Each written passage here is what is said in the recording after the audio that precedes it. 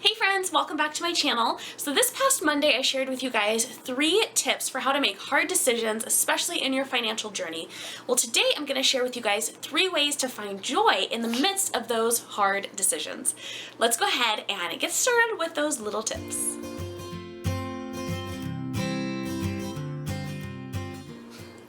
Okay guys, so let's be honest, when we're making hard decisions, it can feel like the only thing we're ever going to get to decide on are hard things, right?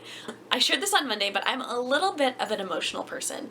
And honestly, I can get into a place of, gosh, like all we ever do is make really hard decisions, and we are always, deciding things that are just not fun and not comfortable. And so it can be really easy to lose sight of the joy of living when we're making these hard decisions. So I want to share with you guys 3 things that we do to keep the joy and to refresh the joy in our lives when we are making hard decisions, or when it feels like all you're doing is paying off debt and you don't get to keep any of your money or anything other like that, or anything else like that in your financial journey. So tip number 1 is to make a vision board. Now, if you're a visual person, this is totally going to resonate with you, because for me, I have to see things in front of me. I need to see a vision and something pretty and exciting that makes me happy and joyful in making decisions and continuing on this journey that can be a little bit difficult. It's no secret that paying off debt and putting tons of money in the bank is not necessarily a fun process. Like, I'm sure the putting money in the bank is pretty fun. We haven't gotten there yet.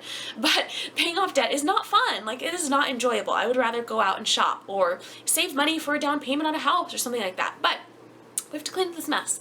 So putting that vision board together really helps me to see that, okay, we're working towards this right now, and this decision and in this moment where we're in right now is uncomfortable and it's not fun, but look at that, when we are able to own our dream home, or put down our down payment for our dream home, or start a family and not have financial stress on us because of that. Different things like that. Whatever it is that your vision is, put that together, put it somewhere that is visible and that's easy for you to see on a regular basis. I mentioned this on Monday also, but we do have our debt payoff board, and it's right next to our bedroom door. So when we go out of the door, we see it every single time. And even when we're laying in bed, we can actually look over and see it. And so it helps us to see that constantly and have that constant reminder that yes, we're working towards this, and we've gotten 1, 2, 3, 4 things down, a few more to go, but we are more than halfway there, and it's an exciting process. So tip number 2 is to practice contentment with what and who you already have. Now, this is a principle that applies to way more than just your money and your finances. This is something that applies to really all of your life, because if you don't practice contentment with what you do have and are thankful for what you do have, then you can easily lose it. I feel that it can easily be gone, and you will so regret not being thankful and content with what you do have and who you have in your life. So another thing that I've shared on here before is starting a family. So my husband and I, obviously we are married, and we don't have any kids yet, and we've put off starting a family until we are financially set and we're financially stable, because we don't want to have extra stress of not being able to pay bills or put money aside to save and start a family. That just doesn't make sense to us. So we've decided to hold that off, and so it's a challenge sometimes to just be content with the fact that it's the 2 of us right now, and it's such an amazing season that we're in, because I know that once we have kids, they're here forever.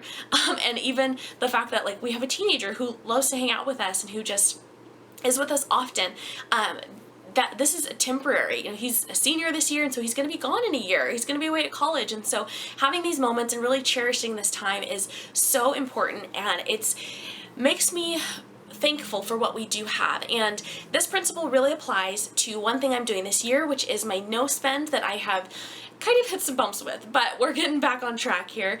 But being content with the things that I have too. So clothing and the purses that I have and the planners I have and the books that I have and things like that. And just practicing contentment with what I have and finding joy with what I have, rather than feeling like I need to get more things and consume more in order to feel contentment, because that's just a dirty downward spiral that is never going to lead to contentment if we're constantly trying to fill ourselves up with joy with different things. So Find contentment and practice contentment with what you do have. And that leads us into tip number 3, because when we're making hard decisions, it can be difficult to see either where we have excelled from or where we have come from. And so tip number 3 is to practice gratitude every day, or as often as you possibly can. I have a couple different ways that I like to practice gratitude. I write things down in my planner, little events that have happened or ways that we've just enjoyed the day or enjoyed the past week. And I also have a little jar of paper that I will write down things on and tuck them into the jar, and then we can go back and look at things throughout the year or the next year and see where we've come from and how far we've come. And so in our financial journey, I know it's really been a big one to look back and see, and just even to think and talk about where we were a year ago and where we are today, a year later, and where we're going to be a year from now. And practicing gratitude and being thankful for where we are right now, rather than looking around and comparing ourselves to other people around us, is so huge and so helpful for keeping us motivated and helping us to find joy, and knowing that each and every person's journey and their struggle is going to be so different. And so being content in your journey and being grateful for where you are in your journey is huge to having an attitude of gratitude. So guys, those are 3 quick tips that I have to share with you for how to find joy in the midst of making hard decisions or hard circumstances, things like paying off debt and getting to a place of financial freedom when it can feel like all you're doing is making hard decisions. Thank you guys so much for watching. I would love to know what one thing is that you do to find joy in the midst of these hard decisions or hard choices and moments of your life. So be sure to leave it in a comment for me below so that I can read and cheer you on as well. Thank you guys so much for watching. Be sure to like the video if you've enjoyed it, give it a thumbs up, and don't forget to subscribe, and I will see you on Monday for another Money Monday video. Have an amazing weekend, friends. I'll talk to you soon.